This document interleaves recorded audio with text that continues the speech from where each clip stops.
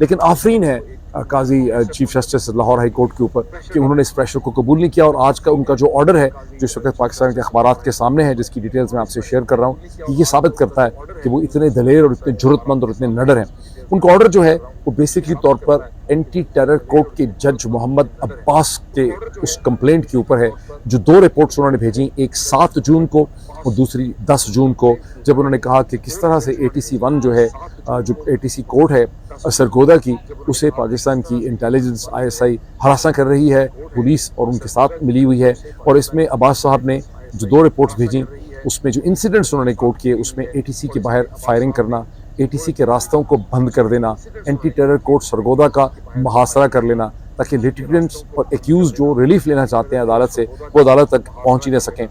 और फिर ये कि उनकी फैमिली को हरासा करना। ये वो तमाम वाक़यात हैं जिनके ऊपर बहुत डिटेल ये ऑर्डर लिखा है chief justice Lahore high court ने, जो आउटगोइंग चीफ जस्टिस हैं।